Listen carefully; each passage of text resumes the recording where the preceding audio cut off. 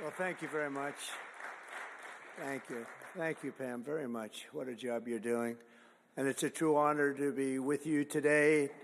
This is a storied hall, if there ever was one. And based on the crowd, I think we broke the all-time record. But as we begin a proud new chapter in the chronicles of American justice, this really is something. We're turning the page on 4 long years of corruption, weaponization, and surrender to violent criminals, and we're restoring fair, equal, and impartial justice under the constitutional rule of law. And you're the people that are doing it. Very, very proud of all of you. Under the Trump administration, the DOJ and the FBI will once again become the premier crime-fighting agencies on the face of the earth. People ask me, what am I going to do about law enforcement all the time? The fake news back there, they're asking me that all the time. What am I going to do? And when are you going to do it? And I answer them by saying I've already done most of it by appointing the people that I've appointed. They're sitting right here. They've done most of it. I don't do it. They do it. Right, Pam? I think, oh, you are so tough. They just don't know yet. Let me begin by congratulating the incredible people who will lead these historic reforms. And we start with somebody that you just saw, Pam Bondi. She's extraordinary, and I've known her very well for a long time.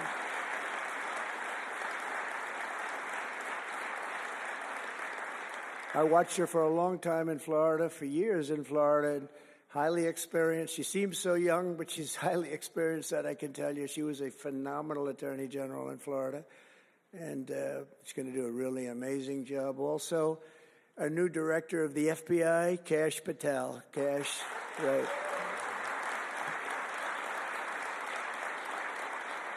A man that I'm very proud of. I've known him and Emil for a long time under tremendous pressure. I saw these guys under some of the most corrupt judges.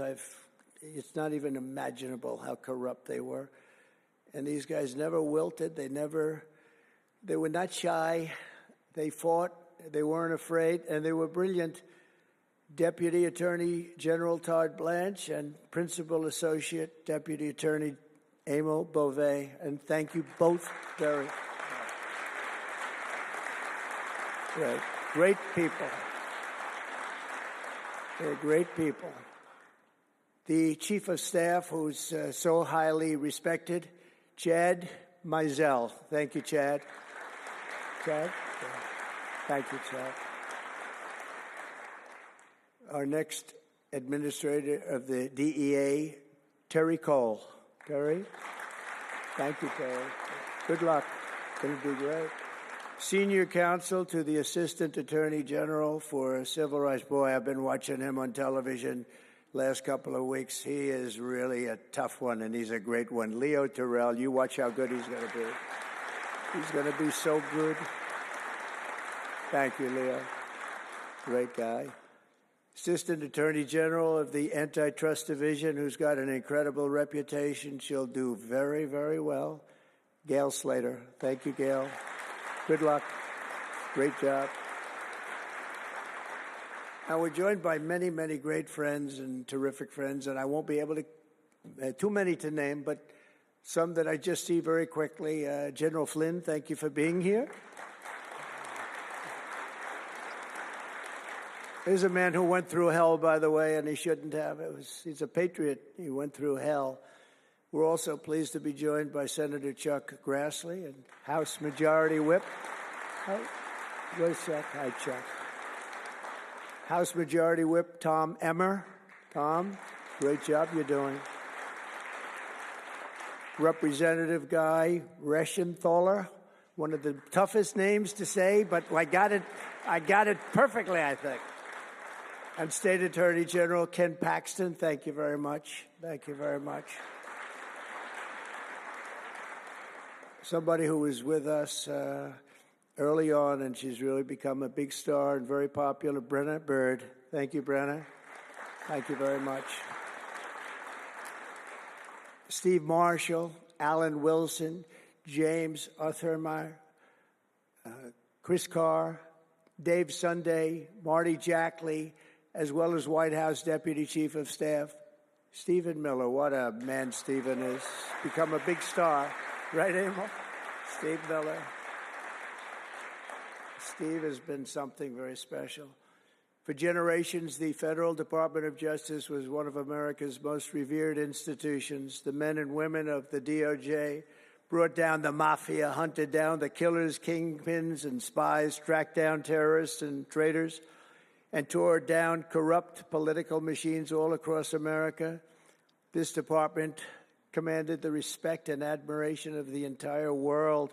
And with Pam and Cash and all of the people I introduced and far more, big numbers, and all of you sitting back there, I recognize so many of you. But with you leading the way, it'll soon be the most admired and most respected of all. You're going to be more respected, and I really believe that there's also a lot of things to solve, a lot of problems to solve. But that's going to put you in the upper tier and maybe the top tier, and I believe that's going to happen. I'm so proud of the people in this room. But first, we must be honest about the lies and abuses that have occurred within these walls. Unfortunately, in recent years, a corrupt group of hacks and radicals within the ranks of the American government obliterated the trust and goodwill built up over generations. They weaponized the vast powers of our intelligence and law enforcement agencies to try and thwart the will of the American people. You remember the 51 intelligence agents that said, as an example, that Hunter Biden's laptop from hell came from Russia when they knew it came right from his bedroom. They knew that. It was a big lie, and they knew it so well. They spied on my campaign, launched one hoax and disinformation operation after another, broke the law on a colossal scale, persecuted my family, staff, and supporters, raided my home, Mar-a-Lago, and did everything within their power to prevent me from becoming the President of the United States. With the help of radicals like Mark Elias, Mark Pomerantz, and these are people that nobody's ever seen anything like it. So many others, but these are people that are bad people, really bad people. They tried to turn America into a corrupt, communist, and third world country. But in the end, the thugs failed and the truth won. Freedom won, justice won, democracy won, and above all, the American people won. There could be no more heinous betrayal of American values than to use the law to terrorize the innocent and reward the wicked. And that's what they were doing at a level that's never been seen before. And it's exactly what you saw with Joe Biden, Merrick Garland, and their cronies to do the building of the last 4 years. What they've ripped down is incalculable. But what you're going to build up is likewise something that will be breaking all sorts of records. They set loose violent criminals while targeting patriotic parents at school board meetings. They dropped charges against Antifa and Hamas supporters while labeling traditional Catholics as domestic terrorists. The Catholics, we did very well with the Catholic vote, so I want to thank them for that. They really did record numbers. I would say, what's with the Catholics? They're really after the Catholics, so I don't know. They were after a lot of people. Maybe they didn't even know why. They imported illegal alien murderers, drug dealers, and child predators from all over the world to come into our country while putting elderly Christians and pro-life activists on trial for singing hymns and for saying prayers. They went to jail for that. Our predecessors turned this Department of Justice into the Department of Injustice. But I stand before you today to declare that those days are over, and they are never going to come back. They're never coming back.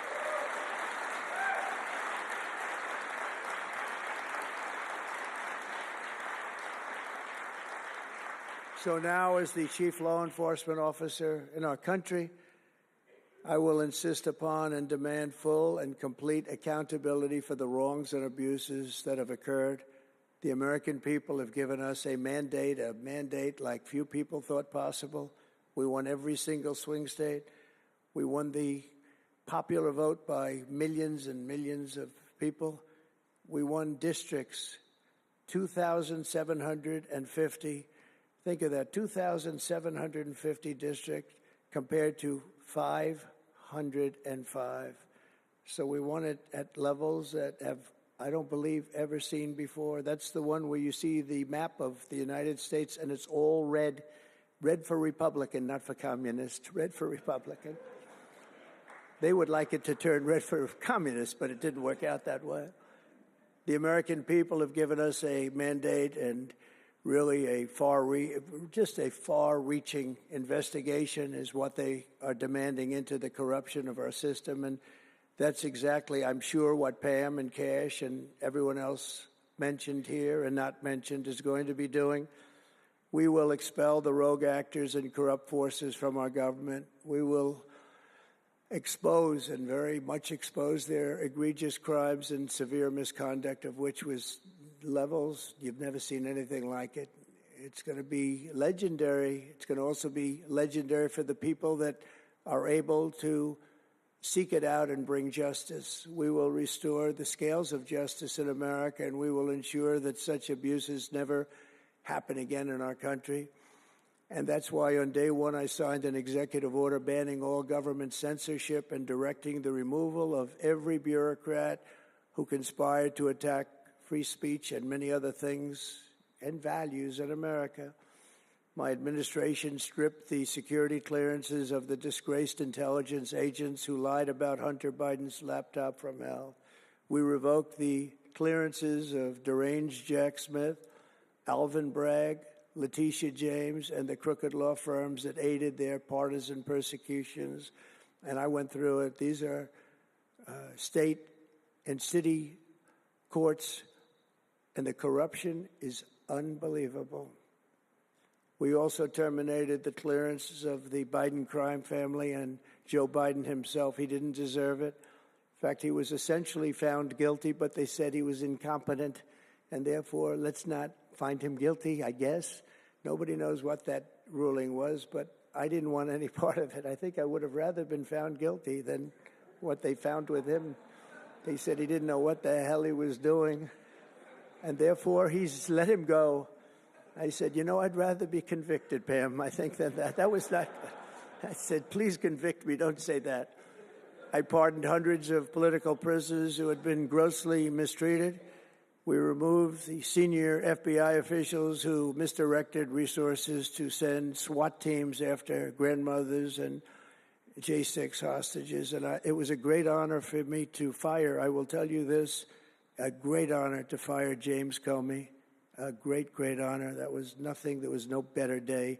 A lot of people said, oh, that's too bad you did that. And they said that's going to be, and you know what? A year later, they said, that actually saved the administration, because the level of corrupt things that we learned after that turned out to be that they were doing, in fact, really bad things. He was a terrible person, did terrible things, and persecuted people, and all in the guise of being an angel, but he wasn't an angel. We created a brand new DOJ task force and anti-Christian bias, and under Director Patel, we're getting the FBI agents out of the headquarters in Washington, D.C., and back on the streets in pursuit of dangerous criminals where they belong and where they want to be.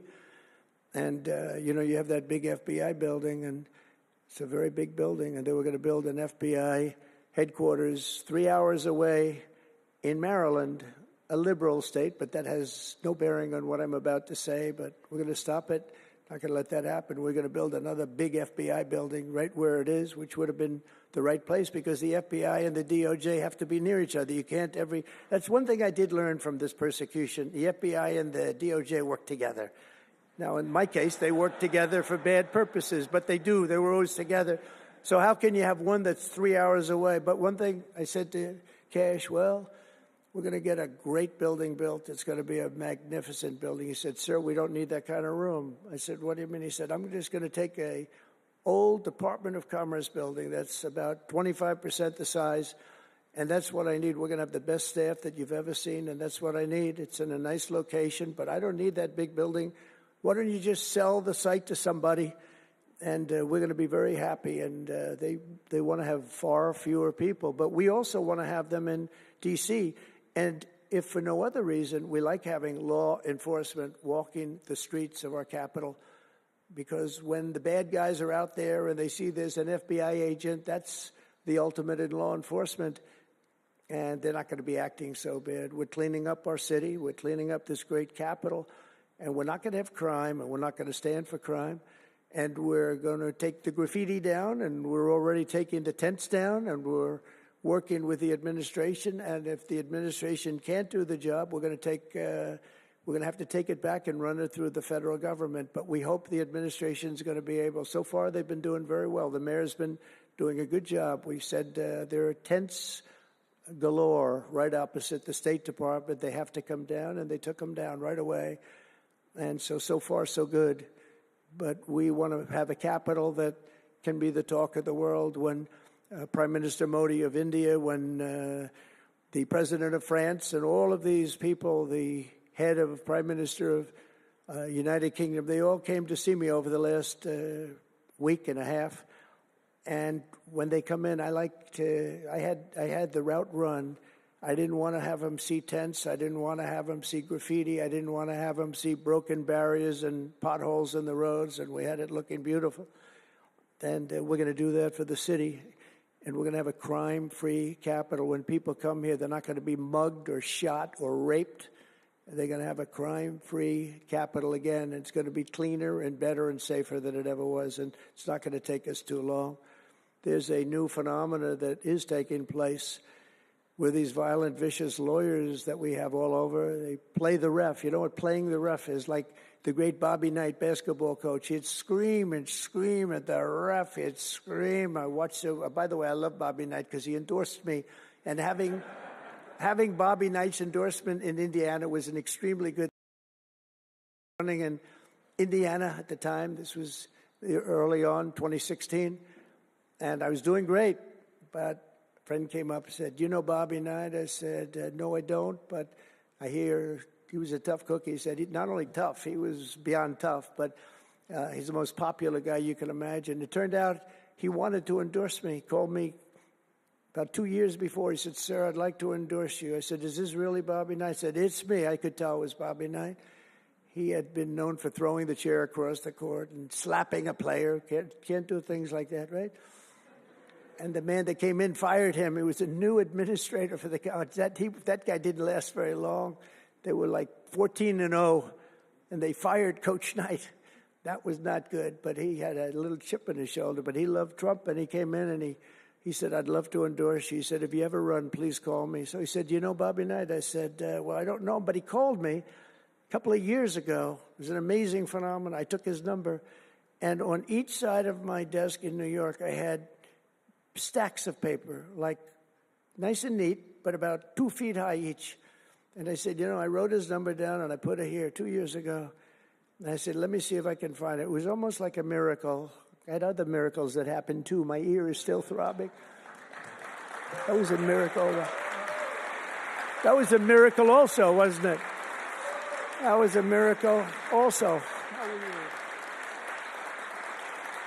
Thank you. Thank you, Leo. Thank you. Thank you, my man. That was a miracle. Anyway, okay, that's very nice. Thank you. But so he said, Bobby Knight. So I said, I put his name down and I wrote it down. It's in one of these stacks. I lifted up. There would have to be 2,000-3,000 pages in each stack. I lifted it up, the first one, had no idea. And there was his name on a little card, Bobby Knight with his number. It was like incredible. I tell that story all the time. And I called him and dialed the number. He said, I've been waiting for you to call. And he went out and he made a speech for me in a packed arena in Indiana, and it was over. It was over. He was a tough guy. He actually went a little far, if you remember. He made a great speech because he was actually a motivational type guy, to put it mildly.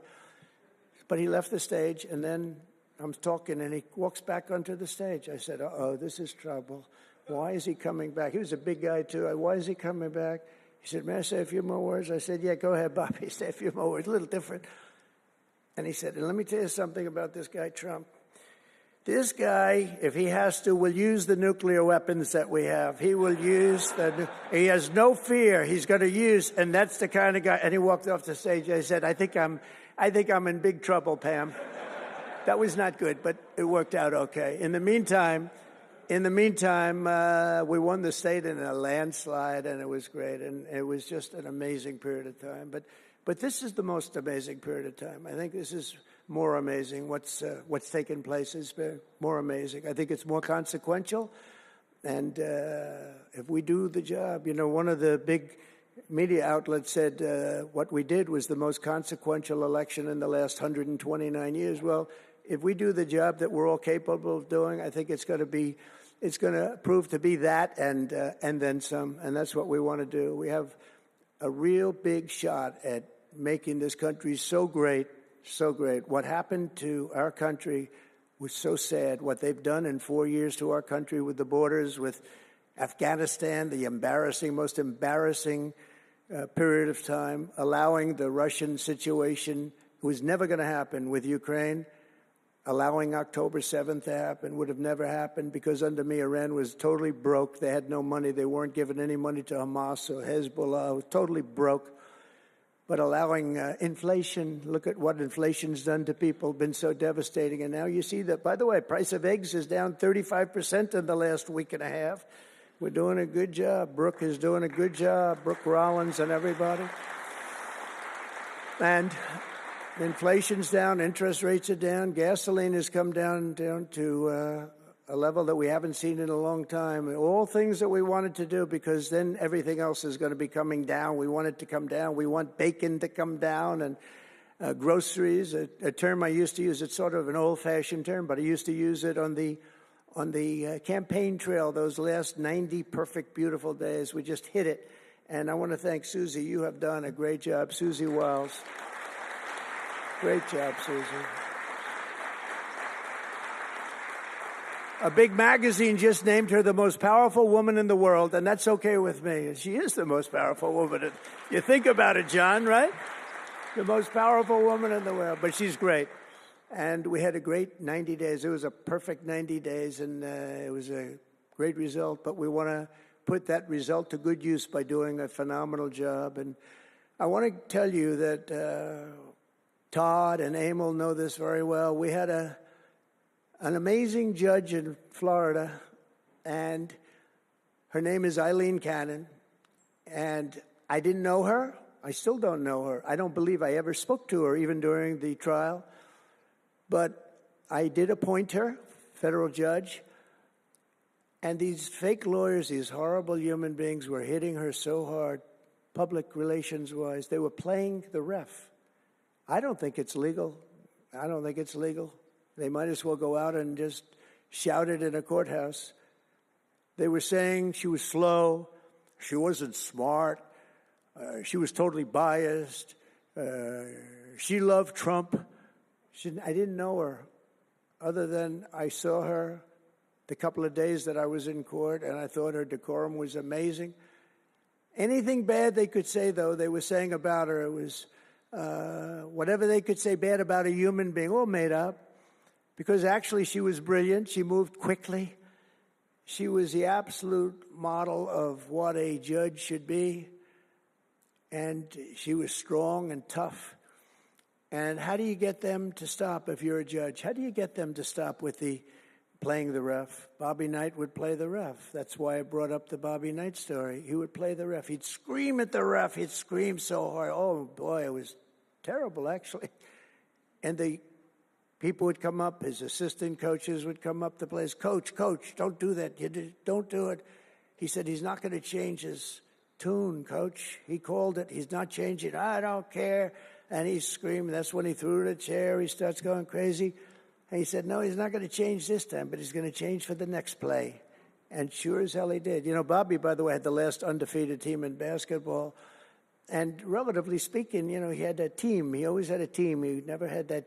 Well, he had a couple of great players, obviously, some top NBA players, but very few relatively. He had a team, but he won the national championship 3 times. But he had the last undefeated team in basketball. And he would play the ref, and he would scream at him. He knew exactly what he was doing. They're doing the same thing. He said, no, he's not going to change now, but he's going to change for the next one. That's what he wanted to do. He wanted to scare the hell.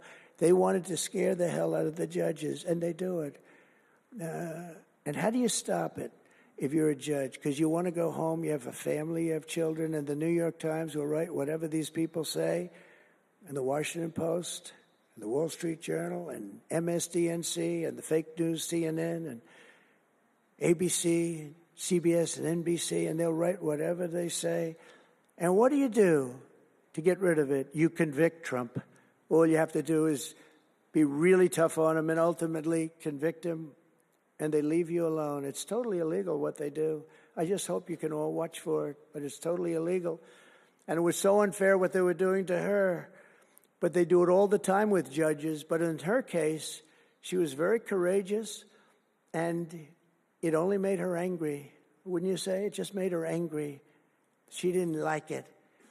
A lot of them say, oh, please don't say that about me. My family, what's my husband going to say? What's my wife going to say, or my kids? Please don't say that.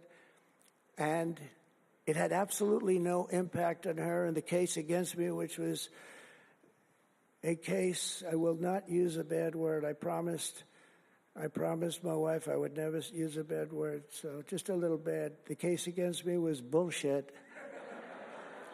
And she correctly dismissed it. She correctly.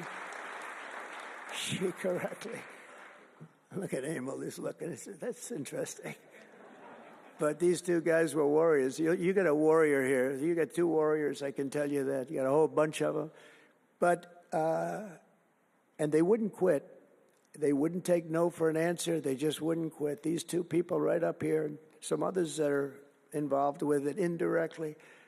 And what the lawyers do is they're doing it to the Supreme Court justices, hoping that they'll be overcome by the horrible things they say about them. They say things about Supreme Court justices and judges that are just horrible. They're playing the ref. Remember the way they treated Justice Thomas and Justice Alito and Justice Kavanaugh, Justice Gorsuch. Chief Justice Roberts get treated unbelievably badly, and they're hoping that they can sway them to go along because, again, what do? They're humans. You know, it would be wonderful if everybody was just a perfect computer machine. But they're not. They're humans. And they don't want to be accused of many, many things, including gross incompetence. They don't like it, and they don't want it. There's not much they can do about it. You know, they're in a position they can't really fight back really very well. And so what they do is sometimes they get weak. I would say a majority, maybe, of the times. That's why I'm so impressed with Judge Cannon in Florida, how strong she was, how she held up. It actually made her more resolute than anything I've seen. I mean, it was amazing because they were hitting her so hard. It was so sad to watch this. But it's sad what they do to other judges. It's very sad what they do to the Supreme Court. And a lot of the judges that I had, if you look at them, they take tremendous abuse in the New York Times and the Washington Post, all of the different networks. They take such abuse. And honestly, very simply, they're afraid of bad publicity. They don't want bad publicity. And it's truly interference, in my opinion, and it should be illegal, and it probably is illegal in some form. There's no difference than speaking to a judge or shouting to a judge or doing whatever you have to do in a courthouse. They're doing it behind the back. They're usually doing it anonymously. They're saying anonymously, off the record, the judge is no good, but everybody knows where it's coming from. And it's totally coordinated. It's a campaign, and it's by the same scum that you have been dealing with for years, like guys like Andrew Weissman, deranged Jack Smith.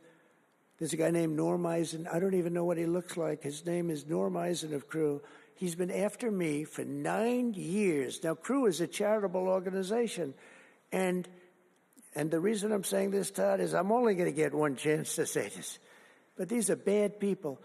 I don't know who he is. I don't know what he looks like. But everything I read is Norm Eisen of Crew. And Crew is a charitable organization. And that's a political thing. His sole life is to get Donald Trump. And he's been vicious and violent. and he's trying, and he probably had pretty good success over the years. But with me, how did he do? I think I'm president. Am I here because I'm president? But we had to take all of that abuse. Even during the trials, we had to take tremendous abuse. Like, these wonderful guys, they're not legitimate people. They're horrible people. They're scum. And you have to know that. And you're going to have these cases where you can't allow yourselves to be deflected. You just can't let it happen. You have such a higher calling. And I believe that CNN and MSDNC, who literally write 97.6% bad about me, are political arms of the Democrat Party. And in my opinion, they're really corrupt and they're illegal. What they do is illegal. It makes no difference how big a victory I had. I can have the biggest victory in history. It makes no difference what kind of a failure the other side has. These people are going to go after me. And I said it during the big speech on Tuesday night. I said about Democrats, and I don't like that. I have great respect, by the way, for what Schumer did today. He went out and he said that I'm going to have to vote with the Republicans because it's the right thing to do. I couldn't believe what I heard. But, I think he's going to get some credit for it. I think. Let's see what happens tonight with the big vote as it comes. But these networks and these newspapers are really no different than a highly paid political operative. And it has to stop. It has to be illegal. It's influencing judges, and it's really changing law, and it just cannot be legal. I don't believe it's legal. And they do it in total coordination with each other. And everything we do, we're restoring law, restoring order, and restoring public safety in America. That's what we want to do. And we're bringing honor and integrity and accountability back to the highest levels of the FBI, DOJ, and throughout our government. We're bringing our country back faster than anyone ever thought possible. We're working so hard at doing it, and we want fairness in the courts. The courts are a big factor. The elections, which were totally rigged, are a big factor. We have to have honest elections. We have to have borders, and we have to have courts and law that's fair. Well, we're not going to have a country. Crooked Joe Biden got us into a real mess with Russia and everything else he did, frankly, but he didn't know about it, and he, generally speaking, signed it with AutoPen, so how would he know? That AutoPen is a big deal. I don't know, they're having, who's doing this? So when my people come up, Will and all of the people, Steve, they come up and, sir, this is an executive order. They explain it to me, and, 90% of the time I sign it. 99% of the time I say do it. But they come up and I sign it. But you don't use AutoPen. It's, number one, it's disrespectful to the office. Number two, maybe it's not even valid because, who's getting him to sign? He had no idea what the hell he was doing. If he did, all of these bad things wouldn't be happening right now. But we're going to get you back into a great position, and we've already started. They say that we had the most successful first month of presidency. Not a long time, but it's still a lot. It's like if you're a golfer, sinking a 3-foot putt on the first hole gives you confidence to sink something on the second hole. But if you miss that first putt, you don't like to have the putt on the second hole and the third hole. It could be a very bad experience. It's nice to get that first month, and now we have more than a month. Now we have a month and a half. And it's going really, really well. I can tell you as a little secret, although the cameras are blazing back there, so it's not that much. But I think we're doing well, as you have been hearing about Ukraine. I think we're doing now well with Russia. We're speaking with President Putin. We want to get the war over. Not only have we spent maybe $350 billion to Europe's, think of that, $350 billion to $100 billion, and yet we're across the ocean far away, so it shouldn't have been that way. But Biden let that happen, too. And we're getting a deal where we're going to get that back. But much more importantly are the lives that we're talking about. On average, 2,000 young people are being killed every single day. Now, they're not from here. They're from nowhere close to here. But they're young people. They're human beings. And they have parents. They have sisters and brothers, the mothers and fathers, the friends and the families and the towns where they grew up. And they're losing, on average, 2,000, even 2,500 a week. and I want to get it stopped. And we've had some very good calls today with Russia and with Ukraine. They've agreed for a ceasefire if we can get it with Russia, and it's not easy. It's a tough one, but I think we're doing it. And as the Secretary General said yesterday of NATO, a terrific guy, he said without Trump, we wouldn't be talking about it. It would just go on for years, and millions of people have been killed, but millions more people would be killed. And he said it was a great honor. Without me, it would just keep going on. We're looking for the ceasefire now with Russia, and we've had some very good talks about it. We've had some very good responses. And I can tell you that there was a case where there would have been no war if I were president, and it's just 100% would not have happened, would never have happened. I used to speak to President Putin a lot about it. I said, don't do it. Don't do it. I won't tell you what the consequence was. I won't tell you what but if he believed even 5% of what I said, then he would say, I'm not going to do it. And I think he did. But we had a good relationship, and we had a professional relationship, and his respect for this country. And I think we've had some very good results. So, I haven't been able to say that to anybody else. I haven't wanted to say it until just before I came here. I got some pretty good news. So, but we have to see what happens. It's still a long way to go. The fighting is unbelievable. Russia has a large group of Ukrainian soldiers, as we speak, surrounded and in grave danger. They've been able to surround them. They're in grave danger. Biden should have never let this war happen. First of all, you don't want to pick on somebody that's a lot larger than you, even with the money. There's a lot of money that we gave them and a lot of equipment. We make the best military equipment in the world, but even with all of that, it's unbelievable. Right now you have a lot of Ukrainian soldiers that are encircled and in grave danger, and I've asked them not to kill those soldiers, please, not to kill those soldiers. We don't want them killed. It's such a shame to see what's happened. A thing like that would have never happened. Inflation would have never happened. October 7th would have never happened. Israel, Iran had no money. They were totally broke. Think of it. They had no money to give to anybody. They were totally broke. And within a short period of time, as soon as Biden came in, he took out all the sanctions. In China and everybody else that wasn't buying oil from Iran was buying it at levels that they never spent before.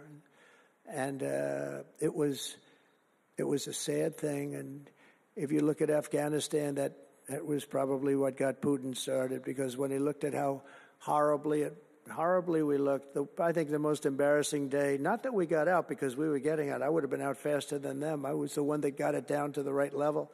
But we would have kept Bagram, the big Air Force base. We would have kept it. Right now, China occupies Bagram. And the reason we would have kept it is because they were 1 hour away from where China has and builds its nuclear missiles and weapons. And they gave that up. At the dark of night, they left the lights on, and they left the dogs behind, by the way. A lot of people say, what about all the dogs? They had a lot of dogs, and they left the dogs behind. And what a shame, what a shame. The way we got out, I think it was the most humiliating time in the history of our country. The way it happened, not that we were getting out because we wanted to get out, but we would have gotten out with dignity and strength. And what a difference a rigged and crooked election had on our country when you think about it. And the people who did this to us should go to jail. They should go to jail. So I just want to say God bless America, because we have to say God bless. We're lucky we're still here, frankly. And this whole thing could lead, I think we have it. But this could lead to World War III very easily. Could very easily lead to World War III, but I think we're in pretty good shape. A lot better than we were before we got involved, that I can tell you. That was heading into World War III territory, and that would have been a war like no other because of nuclear weapons and other types of weapons that people you don't even want to know about. But as many of you do know, well, we're focused on persecuting, and these people were really focused on persecuting Republicans. The last administration presided over the worst increase in violent crime in our country in many, many decades. We had levels of violence and crime, and a lot of it had to do with the illegal immigrants that came in. Remember when I used to complain about it? Because I knew how tough they were, how mean they were. And they said, no, people that come into our country are all wonderful people. No, they're not wonderful. These are stone-cold killers. These are killers they make our killers look nice by comparison.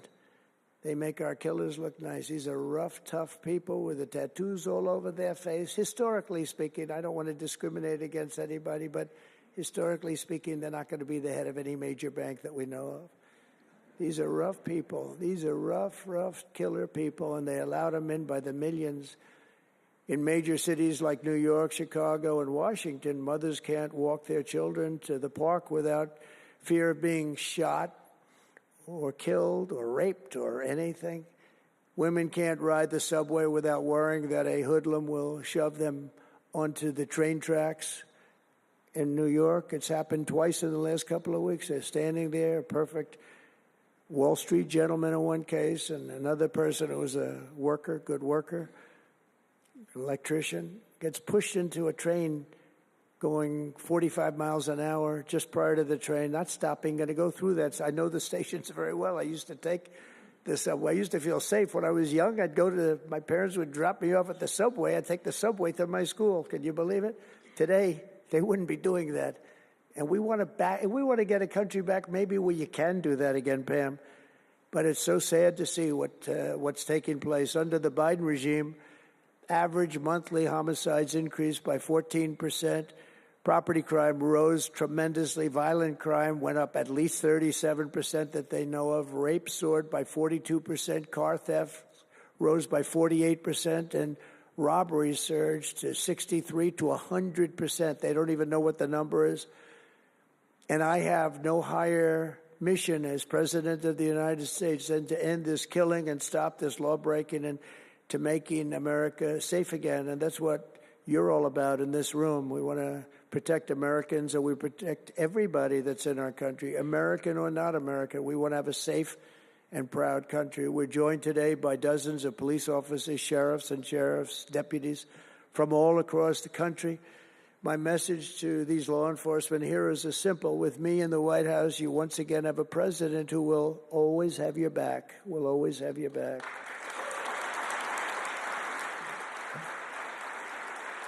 Thank you, Paul.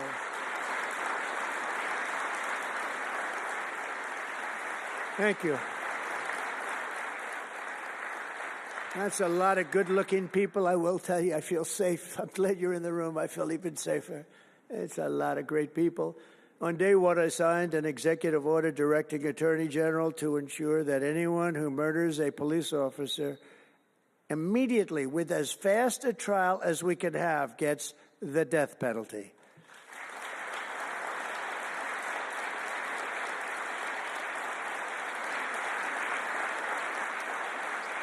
And last month, I fired all the radical left pro-crime U.S. attorneys appointed by Joe Biden. There were so many that were bad. And I know there were some that were probably very good, but there were so many that were so bad and so evil, so corrupt. Instead of having Marxist prosecutors who want to put police officers in handcuffs and go after a police officer rather than a criminal, I appointed patriotic, tough-on-crime warriors who will partner with police to put dangerous offenders behind bars, put them in jail. We're fully reviving 1033 program to provide state and local law enforcement with surplus military equipment, that we have so much of it. I did it in my last administration, and I remember Obama wouldn't do it. He wouldn't do it before me, would not do it, because he thought it made them look too strong, too military. I said, no, that's what I want them to look like. I want them to look strong. And it was protective, defensive equipment. We had billions of dollars. I gave it out, and now I'm going to have a chance to give it out again. They didn't want to do it with Biden, and Biden didn't know why. If they would have asked him, he wouldn't have been able to answer the question. He could never answer a question. They said my press conference yesterday was longer than all of Biden's press conferences put together for the last 4 years. And I don't know if that's true, but it was close.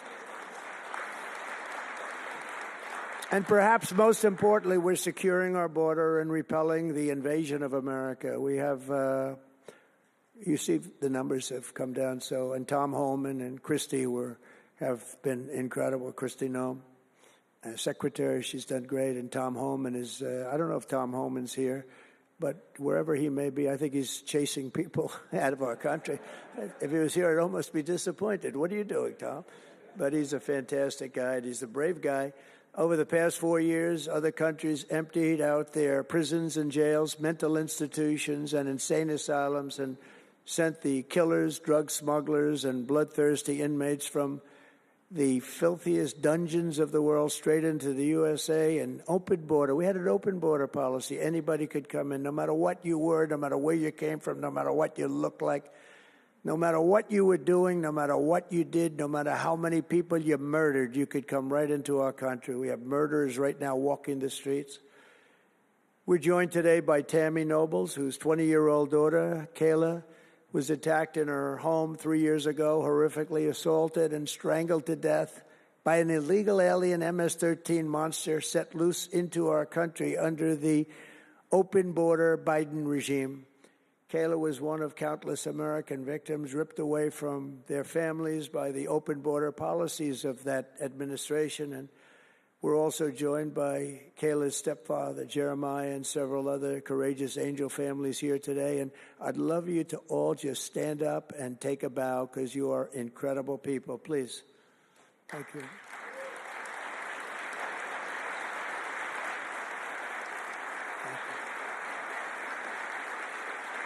Thank you.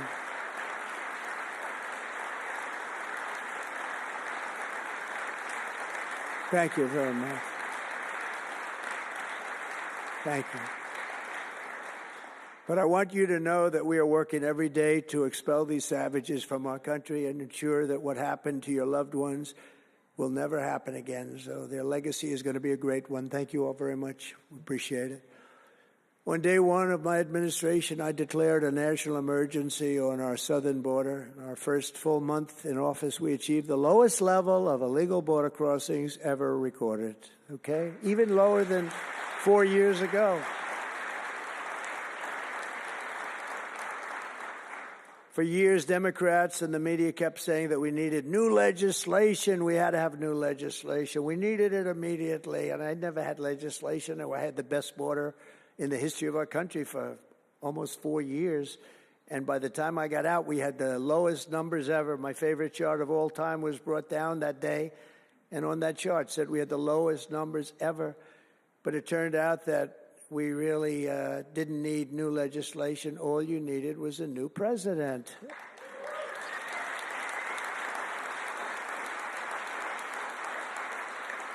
And I said that the other night. That's all you needed was a new president saying, close the borders, because the Border Patrol is unbelievable, ICE is unbelievable, and all of our law enforcement is just incredible. All of you guys are amazing, and the people of our country respect you and they love you, and a lot of times you don't hear that because you have to listen to the fake news back there, but they have great respect for you, so I just want you to know that. And you know, that includes our fire departments, too. They don't get spoken about enough. You know, they go into some of the areas I read where they're shooting them off ladders. Can you believe it? They go up to put out a fire, Leo, and they go and they shoot them off a ladder. It's just unbelievable. These firemen and women are incredible. So I want to put them in the same category because they're just incredible. I also like that the fact they voted for me like at 94%. So I have to mention them. I have no choice, right? But the truth is they're phenomenal people. The law enforcement, fire, everybody, they're phenomenal. Basically first responders, because that's what they are. They're first responders. And we're ending the migrant occupation of America. And what we're doing now is we're liberating our cities and our suburbs and our towns. And you see a big difference. I'm getting calls all the time from even leaders of other countries saying, sir, the whole world feels liberated now. It feels like there's a light over America, but there's a light over the whole world. I hear that so much. It's so nice to hear, too. And I feel it. I mean, I feel it. I look at it. I see the polls. I don't know if the polls are right, but they're certainly very good. I'll take them right now. It's amazing what's taken place in such a short period of time, really 6 weeks, but it's longer than that. It's really November 5th. I think that hopefully will go down, if you do your job great, it'll go down as the most important day, one of them at least in the history of our country. You know, July 4th was 1776, it was pretty important too. But let's see if we can top it. Can we top it? I don't know. That's a tough one, but we're going to try. But it will be one of the most important days in the history of our country. So I think, and I think everybody in this room wants that to happen. Last month, we officially designated MS-13 and Tren de Aragua. That's the Venezuelan gang, the toughest gang, they say, in the world, and the Mexican drug cartels as foreign terrorist organizations. That's a big deal. Nobody wanted to do that in the past.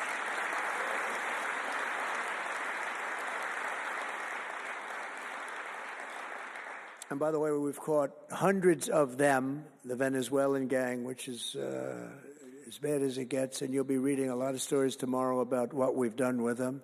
And you'll be very impressed, and you'll feel a lot safer, too, because they are a vicious group. They went into Colorado. They took over areas of Colorado. They sort of were like me. They were in the real estate business, but they didn't go out and get financing. They just took over a building and kept it. And they said to the tenants, get the hell out of here. One man called the police, and they cut off his fingers. And they say, you call again, your other fingers, and you call a third time, and you're dead. These are tough people and bad people, and we're getting them out of our country. And some are so bad, we don't want to get them out. We have to put them in jail because we don't want to even take a chance that they can come back. Thanks to our efforts, Mexico recently handed over 29 of the biggest cartel leaders, including the depraved kingpin charged with the 1985 murder of DE agent Kiki Camarena. And that was a big deal, if you know. They've been looking for this person for years, many years, and we got him. This evil killer will be now prosecuted to the fullest extent of the law, and we know that, let's put it this way, I have to be nice, it's a very strong case. We're stopping the criminals pouring across our borders at record levels, and we're also stopping the massive quantities of deadly drugs. In 2023 alone, drug overdoses killed more Americans in 12 months than they did during the entire decade between 1980 and 1990, so 10 times more, but it's much higher than that. More Americans died from fentanyl last year than died in the Korean War, or the Iraq War, or the Afghanistan War, all of them combined. That's why I've placed large tariffs on Mexico, Canada, and China, and they will remain in place until these deadly poisons stop pouring into our country. And I will tell you, as soon as I put on the tariffs on Mexico, Canada, and China, unbelievable results have been seen in the last few weeks. Unbelievable results. They weren't happy about it. You probably read they weren't happy, but they are working like hell to end it. They weren't working very hard before I did that. With us today is a brave mother and advocate, Ann Fundner, who lost her beautiful 15-year-old son, Weston, to fentanyl. And Ann, if you would, I'd like to ask you to come up and say a few words, please. Thank you.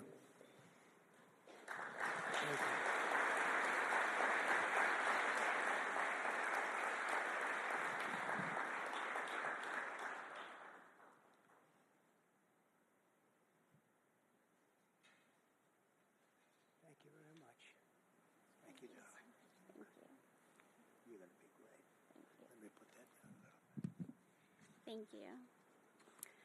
Well, first, I want to say thank you. I think this is the biggest honor of my entire life, being on stage with President Trump. But I want to tell you a little bit about my son, Weston, who absolutely loved President Trump.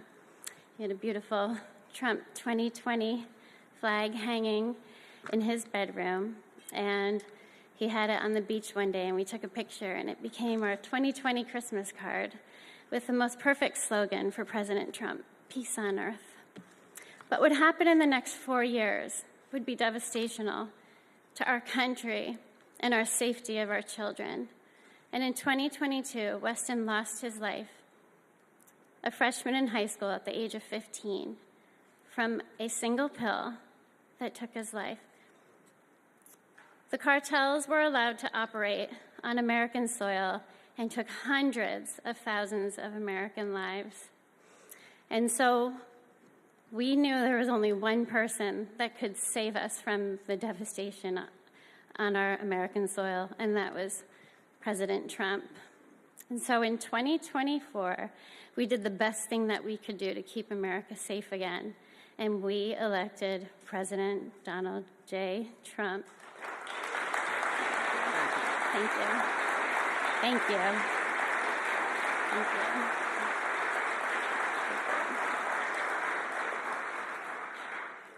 Thank you. And he's done everything that he has promised. We have a 98% decrease in border crossings. And he has labeled the terrorist cartels terrorist organizations. And he has instilled tariffs because there is no price on human life. And so I feel like I can speak for the entire fentanyl fighting community when I say thank you to President Trump, and thank you to Pam Bondi and everyone out here who is fighting this fight. God bless you. God bless you, President Trump. And God bless America. Thank you. He's up watching you. He's up there watching you. And he's so proud of Mom.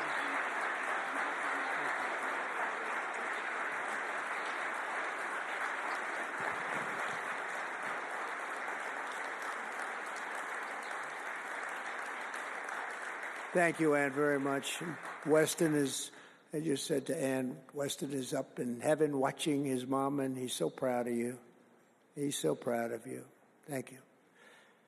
We're also joined today by a number of other American families who have lost loved ones to fentanyl, and I'd love you to just stand up for a second, and we want to acknowledge you, and also your daughters, your sons. They're looking down on you, and they're loving you like crazy. So thank you very much. Thank you. Thank you. Thank you. This department will not rest until we have ended the fentanyl epidemic in America once and for all. In less than 2 months since I took office, the DEA and FBI have seized nearly 1 million deadly doses of fentanyl, and that's just the beginning. At my direction and working with Pam and everybody else, we've launched an all-out war on fentanyl traffickers, and it's a war that we're going to win. We're going to win this war. I spoke with the president of Mexico, very nice woman, very fine woman, and I said, let me ask you, you're sending a lot of drugs into our country. We're not liking it at all. Can't do that. But I said, is Mexico, does it have much of a drug? She said, no, we're not a consuming nation. I thought it was an interesting term. And I said, why? And which I've heard also, by the way, they're not a consuming nation. They distribute, but they don't consume.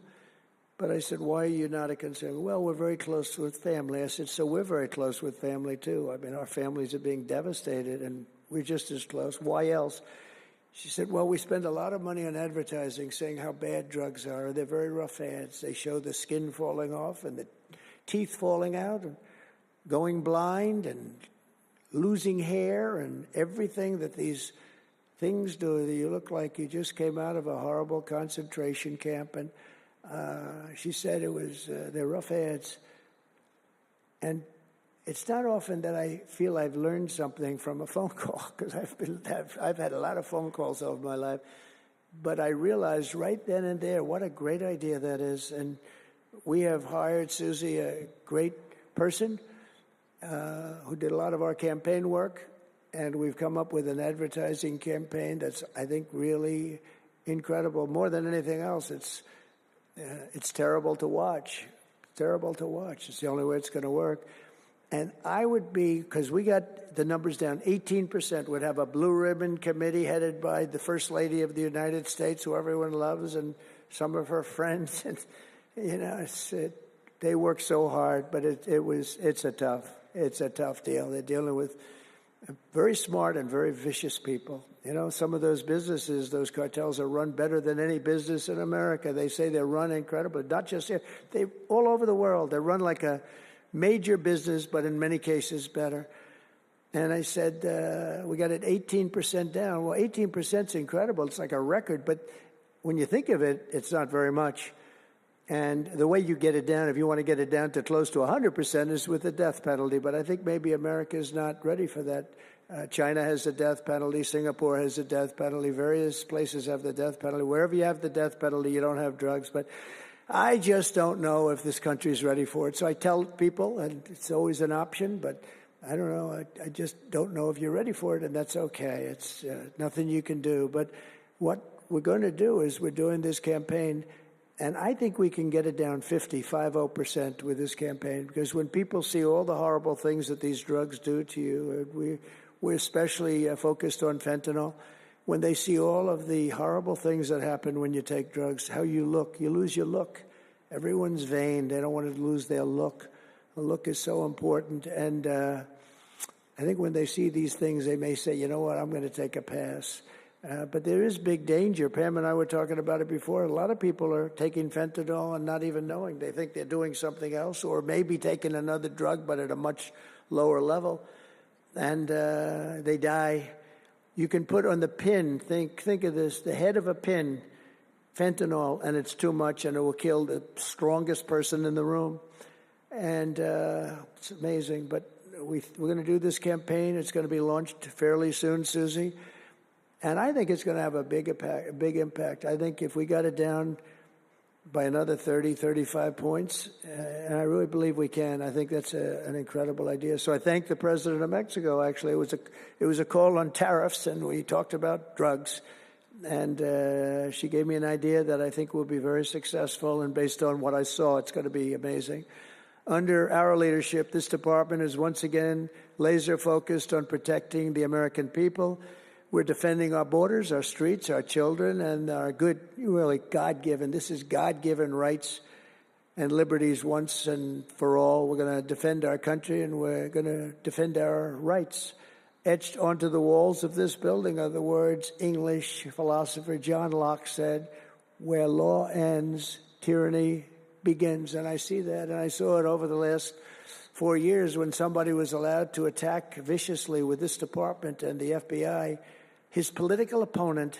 How did that work out? Didn't work out too well, but it wasn't pleasant. It wasn't pleasant. I was attacked by a political opponent, and probably it helped that I was attacked more than anybody in the history of our country. Alphonse Capone, the great Alphonse Capone, legendary Scarface, was attacked only a tiny fraction of what Trump was attacked. And maybe it worked out well. I don't know. If I had to give it up, I probably wouldn't, but only because I've gone through it. But I wonder what the difference would be. Maybe they helped get me elected by those margins, the big mandate that we received. But you can't go after your political opponent. Nobody's ever seen anything like it, actually.